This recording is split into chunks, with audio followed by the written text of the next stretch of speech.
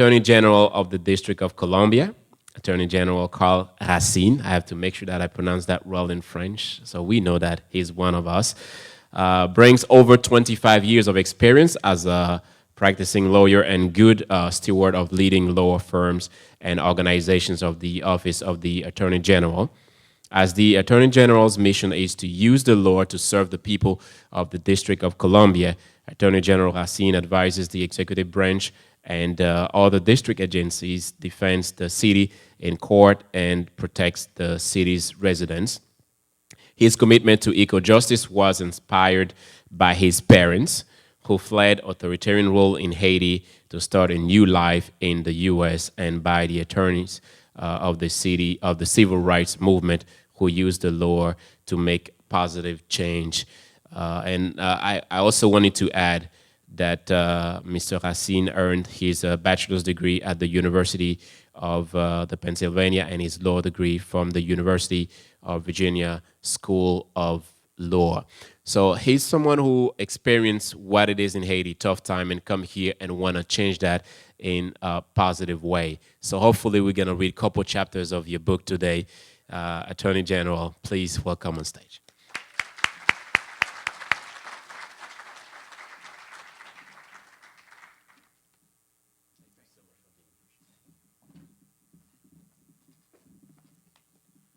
Good morning, everyone. Thank you. All right, all right. At 9 o'clock, it was a little barren. At 10 o'clock, folks started coming in. 11 o'clock, I think everybody was refreshed with their coffee. And here we are at 11:30, and I promise that I hope I won't put you to sleep, okay? So let me just say thank you for that extremely warm introduction. You mentioned my family background, and to be sure, you know, I, of course, would not be standing here today, nor, more importantly, would I have the values that are so embedded in my heart and in my soul if it were not for my two extraordinary parents. Wherever I go in Washington, D.C., or in Haiti, or in New York, or in Philadelphia, or in Miami for sure, people always ask me, "Est-ce que vous Chipichit Itzel Racine?" So I'm going to confirm, I am the son of Itzel Racine, and my father Itzel was an extraordinary man, as many of you might recall. Itzel was a young man from Croix-des-Bouquets, did great things in Croix-des-Bouquets, was the mayor of his town, and was persuaded by my mother, we'll get to her in a second, Marie Racine, to relocate from Haiti, his hometown, where he had a nice business and again was in the political business at the age of 45, right? He came over to the Washington, D.C. You know what his first job was? And we all have this in our families. His first job was a security guard at a Sears and Roebuck store. And in our family lore and history, we all laugh at that because my father was a capon. All you had to do was go in front of him, right? He could look you in the eye, you could look him in the eye. If you went boo, he would jump. But he was the best damn security guard that Sears Roebuck ever had. And from that point on, he developed relationships and would eventually open up a store in Georgetown, the first person of color to have a legitimate business in Georgetown on the famous M Street. And we worked so hard, my sister's here, and I, every weekend, we would go to that store and work. And so that's my father, Itzel Racine. And Itzel would later become the Consul General d'Haïti in New York for several years in the mid to late 80s. And then let me confirm, secondly, that I am the son of Marie-Marcel Buteau Racine, Dr. Racine, who's just a phenomenal woman, as many of you know, just dedicated her life 100% to education, language. There is no greater advocate for the primacy of the Creole language than Dr. Racine. And of course, Of course, my mom dedicated her life to education, 45 years as a professor at the University of the District of Columbia, and focused not only on school stuff, but also on the plight of women in Haiti and Latin America. And so, that's really from where I come from and where my sister comes from, and my brother, who's also perhaps not here, Philip Viximar, who served well in Haiti. What I propose to talk about today is the diaspora, like me, whose Creole is not as great as Ambassador Merton's, and what it is that we can do uniquely as now Haitian Americans in the United States to promote the cause and goodwill of Haiti. And so what I suggest that we can do as Haitian Americans, those who choose this route, is to participate in the political process in the United States of America and participate in every aspect of it. So what does that require? Well, of course, you don't necessarily have to be a U.S. citizen to participate in the political process, but I would strongly urge young people especially, and the older wisdom folks to advise young people that to the extent that they're holding back on becoming naturalized, I get it, I understand. You have so much pride and love for your country. Take that step. It's a considered step, but take that step and become a citizen of the United States.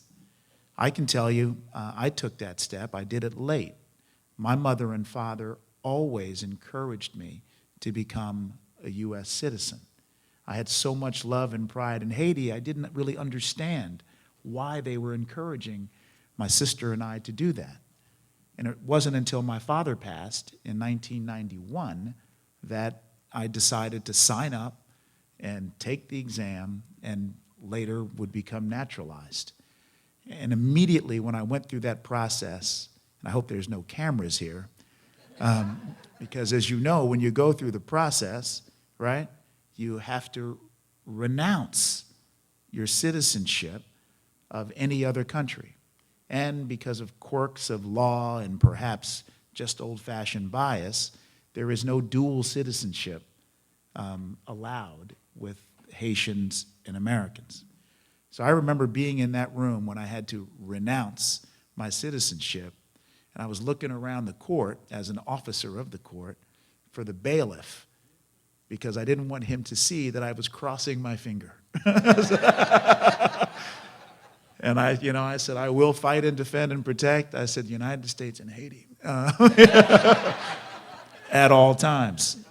And so I really think that that's, it's a joke, but it's the point, really, that you can become a naturalized citizen of the United States and still be absolutely, fundamentally a Haitian to your core and a lover and a committed individual to Haiti.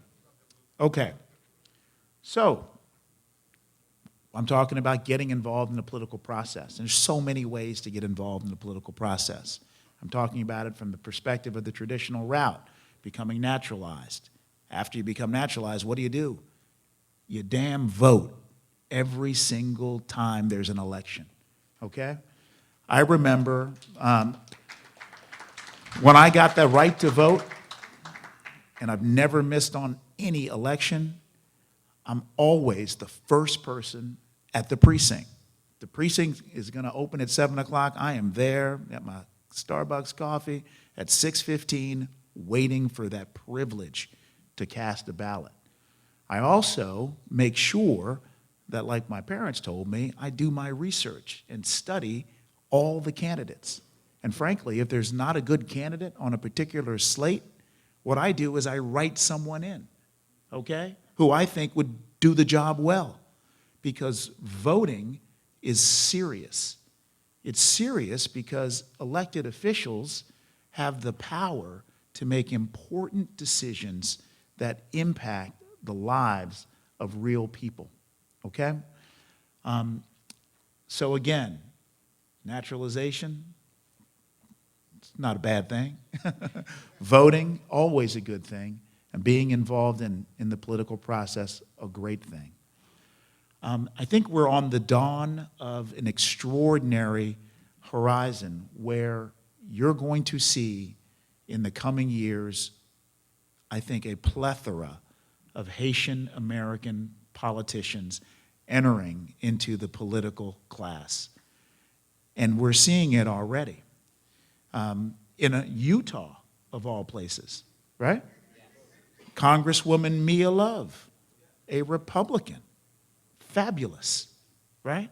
In Plano, Texas, the wonderful mayor there, right? In Plano, Texas, if you look at the demographics of Plano, Texas, you would never predict that there would be a Haitian mayor in that demographic area. Predominantly Republican, extremely wealthy, but the mayor there is doing an incredible job.